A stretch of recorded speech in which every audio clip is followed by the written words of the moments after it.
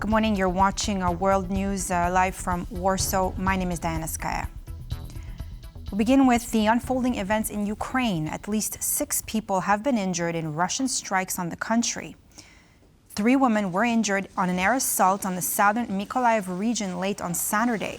Video released by the State Emergency Service of Ukraine shows firefighters battling flames amidst the rubble of a house. In the capital, Kyiv, Mayor Vitali Klitschko reported 3 more injuries following a missile strike on the capital. Ukraine was placed on a nationwide air alert at 5 a.m. local time on Sunday as the Air Force warned of potential strikes, including on regions bordering Poland. Fires were reported in at least 3 districts of Kyiv. Staying on Ukraine, President Volodymyr Zelensky on Saturday night thanked officials from other countries for condemning Friday's Russian ballistic missile strike on his hometown of Kryvyi Rih, which killed 19 people, including 9 children. Many around the world have spoken out after this attack, clearly condemning Russian terror. Anyone who sees this and does not turn a blind eye, who speaks the truth clearly and directly, deserves gratitude, not only from us in Ukraine, but from the whole world. Remaining silent about the fact that it is Russia that is killing children with ballistic missiles is wrong and dangerous. It only encourages the criminals in Moscow to continue the war and ignore diplomacy. Weakness has never ended a war.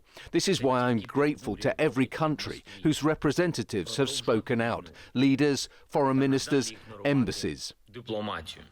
Fighter jets scrambled in Poland early on Sunday in response to possible Russian attacks in western Ukraine have returned to base after being stood down. Poland's Armed Forces Operational Command wrote about the action on X. The operation of Polish and Allied aviation in our airspace has ended due to the cessation of long-range airstrikes by the Russian Federation in Ukraine. We thank you for your support at NATO Aircom, and also at Royal Air Force, whose Eurofighter Typhoon fighters, stationed in Malbork, helped ensure the safety in the Polish sky tonight. The activated ground-based air defence and radar reconnaissance systems have returned to standard operational activity. We inform that no violation of the Polish airspace was observed. Wojsko Polskie constantly monitors the situation on the territory of Ukraine and remains in constant readiness to ensure the safety of Polish airspace. Poland's border with Belarus remains a battleground in hybrid warfare. According to reports from the Polish military, the intensity of both illegal crossing attempts and attacks on the border guards is escalating daily. While these clips may appear similar to others published by the Polish Border Guard, they depict new border crossing attempts, of which there are dozens, if not hundreds, every day. The pressure on the Polish-Belarusian border is increasing. Attacks are more common. Yesterday we saw a group of attackers made up of dozens of people. The brutality of these attacks is increasing. Migrants are throwing rocks and branches, cutting through the border fence with saws. In just the first 3 days of April, the number of illegal border crossing attempts from Belarus reached 400 cases. The video you're seeing right now shows the latest of these attempts, a group of 22 people trying to slip past the guards. 5 of them stayed behind the fence, reportedly filming the incident to later use it as promotional material for smugglers, encouraging future attempts to travel through Poland to Europe. This, in turn, only motivated the Polish government to not only combat illegal border crossings, but also address the very idea of trying to reach the Polish border. Soon, we will begin an information campaign in the 7 countries with the largest number of migrants who are trying to illegally cross the Polish border. Our message will be clear. The Polish border is airtight. Do not believe the smugglers. Don't believe Alexander Lukashenko or Vladimir Putin.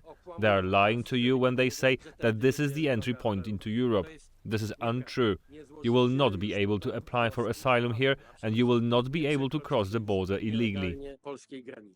Poland is also in the process of recruiting more and more people to safeguard its borders. This includes compulsory firearm training for teens, as well as the formation of new military brigades, such as the freshly sworn-in 11th Lesser Poland Territorial Defense Brigade. However, Poland is not alone in its efforts to secure the EU's and NATO's eastern flank. According to Andrius Kubilius, the EU's defense commissioner, new regulations are coming to help bolster defense capabilities for member states. Cohesion funds, we passed no changes into regulation on cohesion funds in commissions. So now they need to be approved by council. And we are, with our proposed changes, it will be allowed for member states in a voluntary way to use the cohesion funds which are allocated to them to invest them into development of defense industry. For now, however, Poland will have to rely on what it has on hand, as the wave of illegal migrants isn't showing signs of waiting for Poland's mass investments in defense industry to pay off in the future. For TVP World, Franciszek Pilis. Donald Trump's global trade war is already sending shockwaves through the world economy. Stock markets have seen their sharpest decline since his last presidency and the onset of the COVID-19 pandemic that brought global growth to a stop.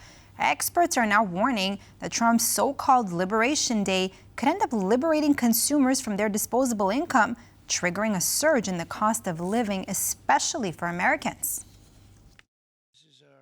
Markets are not responding too well to President Donald Trump's latest tariff decisions.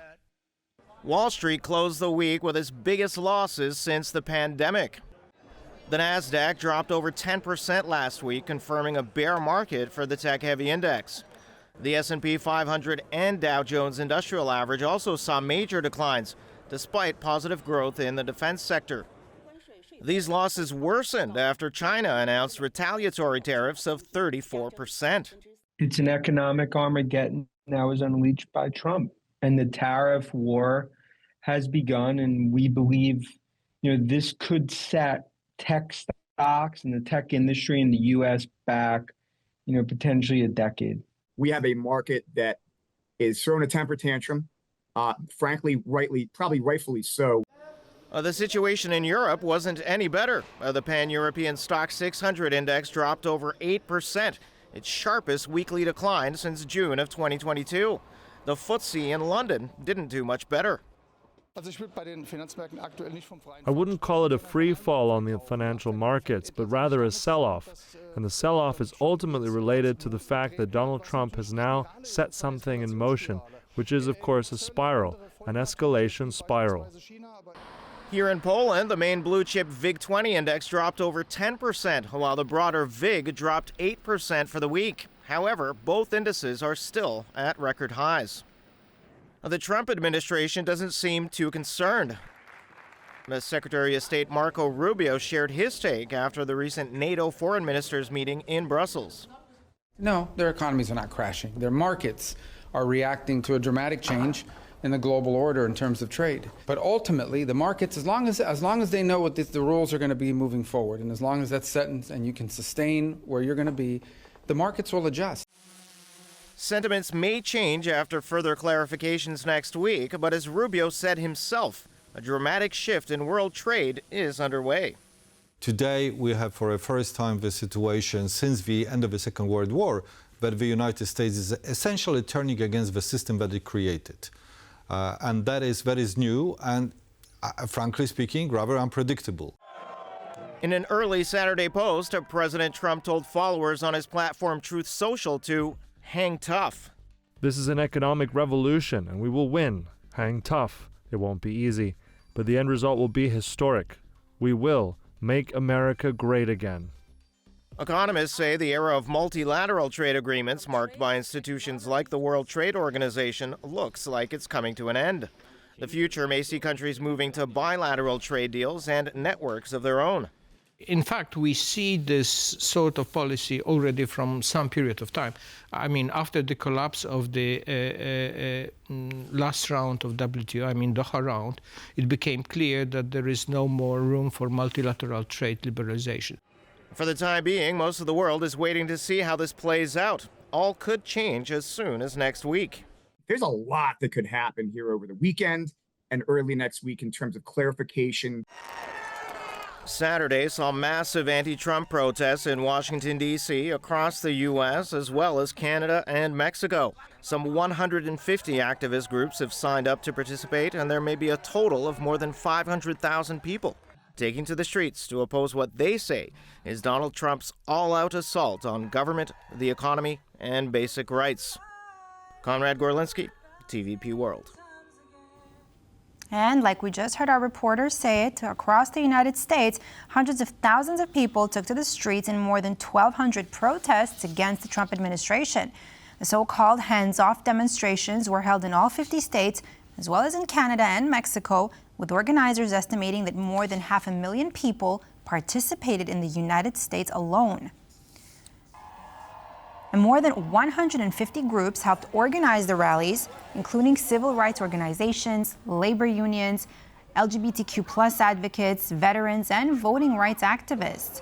The demonstrators voiced anger over the administration's moves to close Social Security Administration field offices, deport immigrants, roll back protections for transgender people, and cut funding for health programs.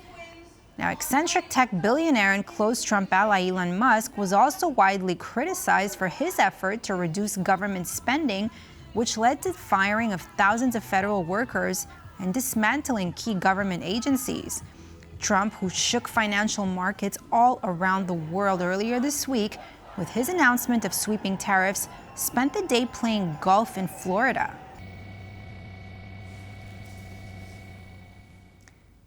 Elon Musk, the CEO of Tesla, SpaceX, and advisor to President Trump, expressed his hope for the creation of a free trade zone between Europe and the United States in the future.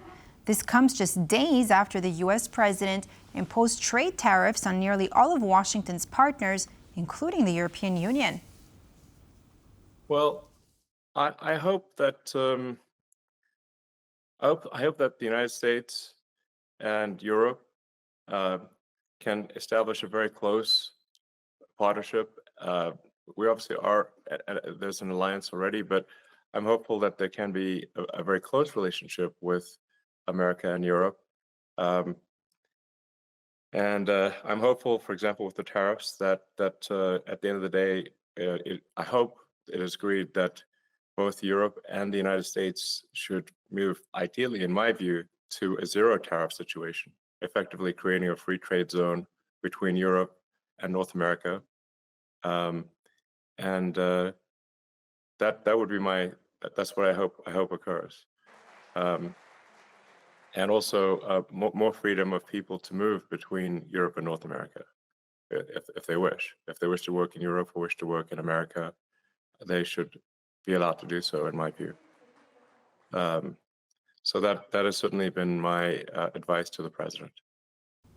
Thousands of demonstrators marched through the streets of Madrid on Saturday, demanding affordable housing. Now, this was the first nationwide protest of this scale taking place in more than 40 Spanish cities. Spain is grappling with a housing crisis due to rapidly increasing rental prices. According to Spain's central bank, almost 40% of Spanish families spend nearly half of their income on rent. The protesters accuse the government of treating housing only as a business. Today, April 5th, 2025, marks the end of the housing business. Today, a better world begins. They argue that Spain is struggling to find a balance between promoting tourism and regulating short-term rentals, which are currently more profitable for landlords. The government and the local authorities are not taking any measures to alleviate the problem we are facing, which affects many of us in many parts of Spain. It is a real problem. I am also a tourist and I travel all over the world. Tourism is a good thing, but it is equally important to protect the interests of the people who live in these places. The demonstrators want the government to do more to protect the interests of citizens and to bring down property rents to more affordable levels. And that's all for this edition of World News here on TVP World. I'm Diana Skye. Thanks for watching, and do stay with us for more news, features, and commentary.